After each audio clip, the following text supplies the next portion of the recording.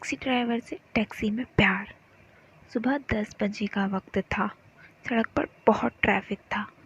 मैं बड़ी मुश्किल से ट्रैफिक में गाड़ी चला रही थी। कार के डैशबोर्ड पर लगे मोबाइल की तरफ देखा। जिस सवारी को मुझे रिसीव करना है वह अभी 200 मीटर की दूरी पर दिख रही थी, पर ट्रैफिक की वजह से वह फासला भी 2 किलोमीटर की तरह लग रहा था। मेरा नाम नीतू है। मैंने अभी अभी अपने कॉलेज की फर्स्ट ईयर की एग्ज़ाम ख़त्म की थी।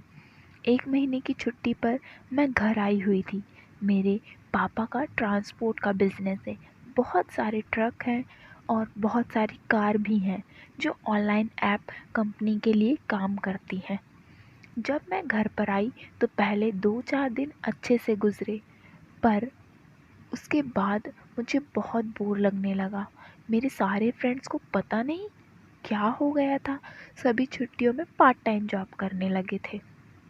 मैंने भी अपने पापा को पार्ट टाइम जॉब करने के बारे में पूछा तो उन्होंने साफ साफ मना कर दिया। इतना सब तो है हमारे पास, तुम्हें काम करने की क्या ज़रूरत, और वैसे भी सब काम उल्टे कर देती हो, तुमसे कोई काम ठीक से भी नहीं होगा। मुझे बहुत बुरा लगा और बहुत गुस्सा भी आया, पर उनकी बात भी सही थी। मैं पहले से ही बड़े प्यार से पली बड़ी थी। घर में भी कुछ काम करने की ज़रूरत नहीं पड़ी, और जब भी कुछ काम करने जाती तो वो गलत हो जाता। उसके बाद 2 दिन तक मैं घर में बैठकर टीवी देखती और सोती रही। अगले दिन पापा सुबह हॉल में बैठकर सभी गाड़ियों पर ड्राइवर कौन कौन होगा यह तय कर रहे थे। तब उन्हें पता चला कि एक कार के लिए ड्राइवर कम पड़ रहा था। पापा ने पूछताछ की तो उस ड्राइवर की तबीयत अचानक ख़राब हो गई थी, इसीलिए वह नहीं आ सकता था। मैं वैसे भी बोर हो रही थी तो मैंने सोचा क्यों ना मैं आज ड्राइवर बन जाऊं। वैसे तो मैं स्कूल के टाइम से कार चला सकती थी और पिछले महीने में ही 18 साल पूरे किए थे और मेरा ड्राइविंग लाइसेंस भी बन गया था। पापा, आज मैं उस कार का ड्राइवर बन जाऊं, प्लीज़ प्लीज़ प्लीज़, मना मत करना। माना कि तुम्हें ड्राइविंग आती है पर तुम्हें रास्ते मालूम नहीं है, कुछ गलत हो गया तो? वैसे भी धंधे में कंपटीशन ज़्यादा हो गया है, कुछ गलत रेटिंग मिल गई तो हमारी कंपनी का कॉन्ट्रैक्ट खतरे में पड़ जाएगा। पापा मुझे समझाते हुए बोले। कुछ नहीं होगा पापा, मैं कुछ गड़बड़ नहीं करूँगी, प्लीज़ प्लीज़। मैं घर में बैठे बैठे बोर हो रही हूँ। मैं ज़िद पकड़ कर बैठ गई थी कि मुझे काम पर जाना है। अच्छा चलो ठीक है समीर, इसे गाड़ी की चाबी दो। पापा के मैनेजर को मुझे चाबी और गाड़ी के पेपर्स दिए।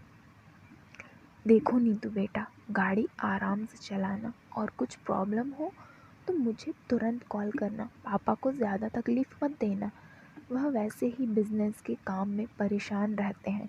पापा के मैनेजर ने मुझे समझाया। मैंने कहा आप टेंशन मत लो समीर अंकल, मैं सब ठीक से करूँगी।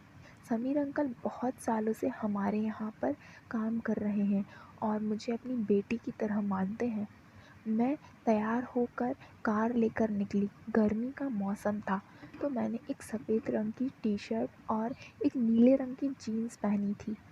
अब मैं सिर्फ ड्राइवर बनकर ड्राइविंग कर रही थी।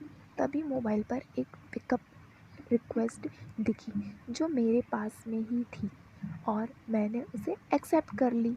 थोड़ी ही देर बाद मेरी कार ट्रैफिक से निकलकर उस लोकेशन पर पहुंची। मैंने इधर उधर देखा तो एक हैंडसम सा लड़का अपने मोबाइल फ़ोन की तरफ देखते हुए मेरी गाड़ी का नंबर चेक कर रहा था। मेरा भी मन यही था कि मेरी पहली सवारी कोई हैंडसम मर्द ही हो। वह लड़का कुछ ही पल में कार के पास आया और विंडो के सामने झुका। मैंने विंडो का ग्लास नीचे किया। वह अंदर देखकर ही चौंक गया क्योंकि उसके ऐप में ड्राइवर का नाम किसी आदमी का दिख रहा था जो कि बीमारी की वजह से नहीं आ पाया। वह आगे जाने लगा। हे, आपने कैब बुक कराई है? मैंने उससे पूछा। हाँ हाँ, वह थोड़ा शॉक होकर बोला। तो बैठिए ना। मैंने उसे कार में बैठने को बोला। वह कुछ हिचकिचाते हुए कार के पीछे सीट पर बैठ गया। सॉरी, आज हमारे ड्राइवर की तबीयत ख़राब है, इसीलिए मैं ड्राइव कर रही हूँ। आप शायद इसी वजह से कंफ्यूज हुए होंगे। फिर मैंने उससे वन टाइम पासवर्ड लिया और गाड़ी शुरू कर दी।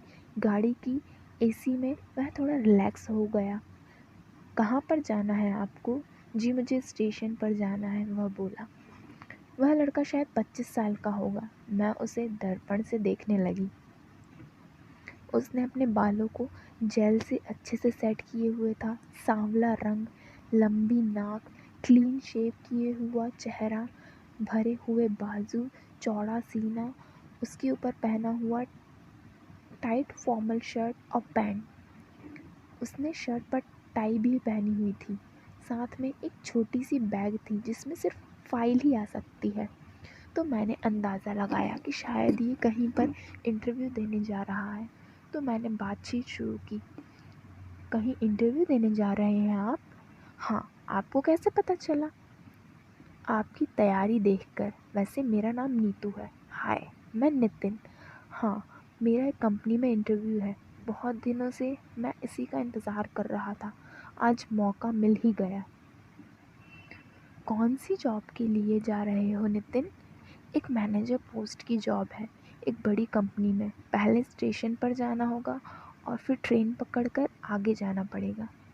मैं ड्राइव करते हुए उससे मिरर में देखकर बात कर रही थी। वह भी हंसते हुए मुझसे बातें कर रहा था। उसकी मुस्कुराहट किसी भी लड़की को दीवाना बना सकती थी। मैं सोच रही थी कि ऐसे लड़के मेरे कॉलेज में क्यों नहीं हैं। नीतू, ज़रा तेज़ चला सकती हो ना, नहीं तो मेरी ट्रेन छूट जाएगी, वह टेंस में बोला। वह बार बार घड़ी की ओर देख रहा था।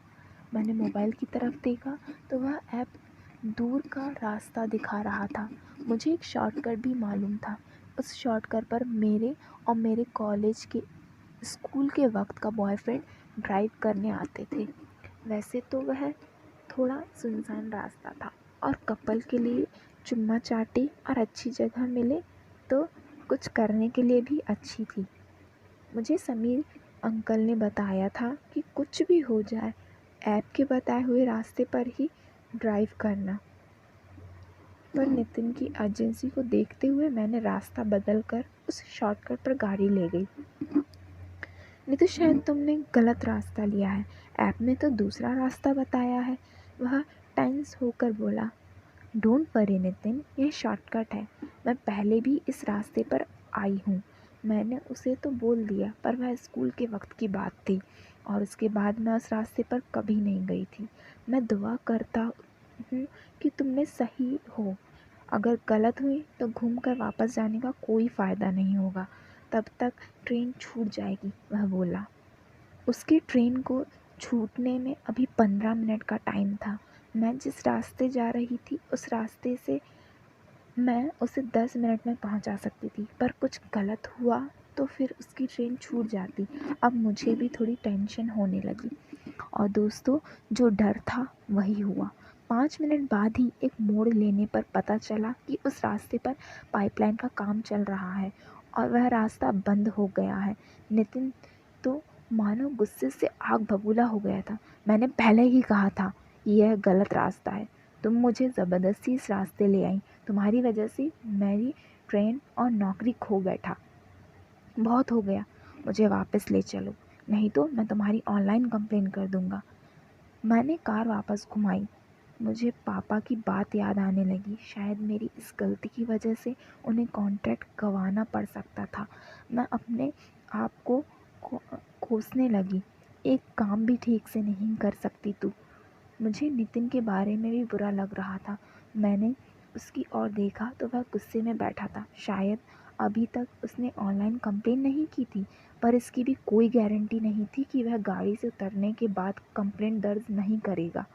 अब मुझे उससे कंप्लेंट ना करने के लिए मनाना था। सॉरी नितिन, मेरी वजह से तुम्हारे अपना इंटरव्यू को नहीं जा सके। मुझे बहुत बुरा लग रहा है। अब इससे क्या फ़ायदा, पता नहीं ऐसा मौका मिले या ना मिले। सॉरी यार, तुम बोलो मैं तुम्हारे लिए और क्या मदद कर सकती हूँ।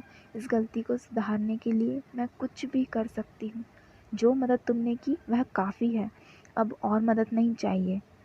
उसकी बातों से मुझे लग रहा था कि शायद वह गाड़ी से उतरने के लिए बाद मेरी कंप्लेंट कर सकता है।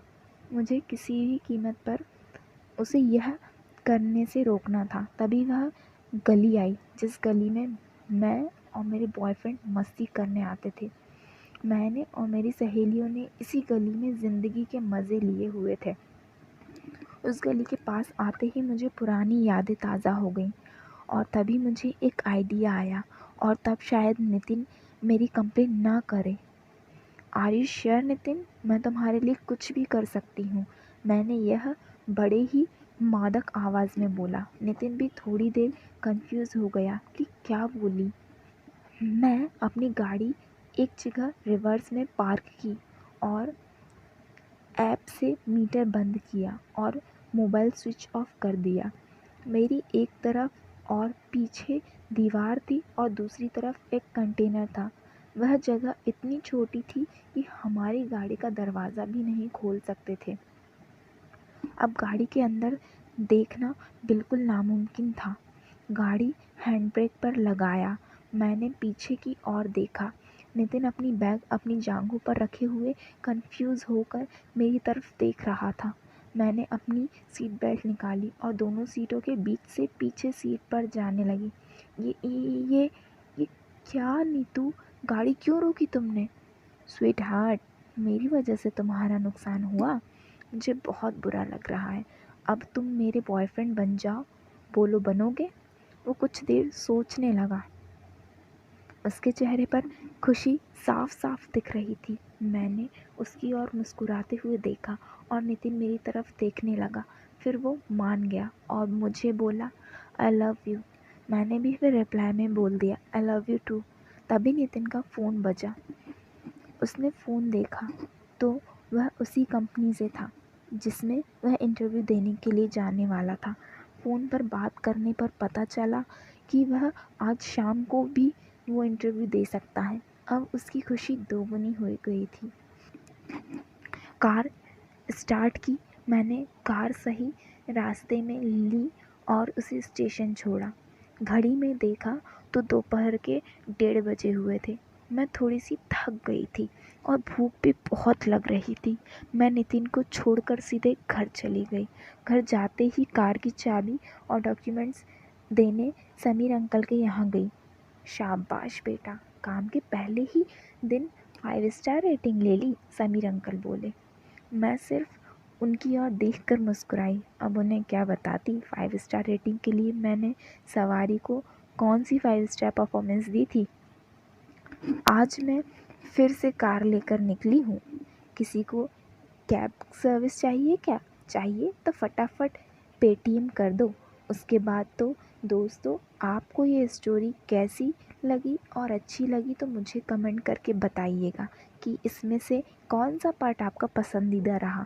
और वीडियो को लाइक करें, अपने दोस्तों, फैमिली और सभी जगह पर शेयर कर दें और जाते जाते चैनल सब्सक्राइब ज़रूर करें। तो मैं आपको टैक्सी वाली लड़की से ज़रूर मिलाऊंगी। और हाँ, वही बाजू में दिए हुए बेल आइकॉन को भी दबा दे तो चलिए चलती हूँ। मिलूंगी अगली स्टोरी में।